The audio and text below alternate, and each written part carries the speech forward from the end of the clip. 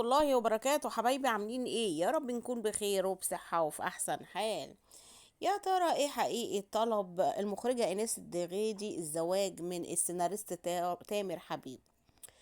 خبرنا بيقول بعد تصريحات المخرجة ايناس الدغيدي عن تامر حبيب واللي اكدت فيها انها طلبت الزواج منه، قالت ايناس عرض الزواج من تامر حبيب كان مجرد هزار، وكان بعد ازمته الاخيرة لما لبس حلق، والموضوع كان مجرد هزار بيني وبينه، وهو من المؤلفين المتميزين وليه عديد من الأعمال الفنية المميزة والناجحة.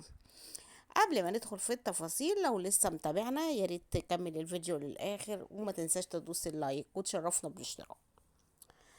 كان تامر حبيب قد تعرض للعديد من الانتقادات بسبب مظهره مؤخرا بعد ظهوره وهو لابس حلق، ولكن تامر حبيب رد على الانتقادات ديت وقال: انا لما بنزل صورة وانا على البحر بتعرض للانتقادات. هم عايزيننا نلبس ايه؟ طرابيش مثلا واحنا نازلين البحر؟ ما طبيعي نلبس مايوهات، وانا دلوقتي لابس حلق، ايه المشكلة؟ لاني عايز اكون نفسي. مش فاهمة يعني ايه عايز يكون نفسه؟ هو شايف نفسه في لبس الحلق؟ حاجة غريبة قوي. جه تعليق ايناس على الانتقادات اللي وجهت لتامر حبيب وقالت: كل انسان حر في تفاصيل حياته الخاصة، وهو شخصية جميلة. وبتقول ايناس: انا قابلت شخصيات ليهم ميول مختلفة، وبنبقى عارفين ميولهم المختلفة ديت، لكن ما كناش بنتكلم في حاجة لان ملناش دعوة.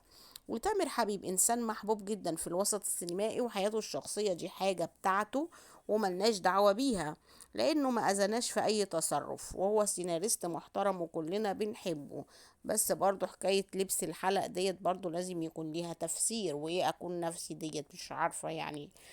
الله اعلم. هي بقى هو بقى ليه ميول مختلفة زي ما بتقول ايناس. لو عجبك الخبر ما تنساش تدوس اللايك، والسلام عليكم ورحمة الله وبركاته.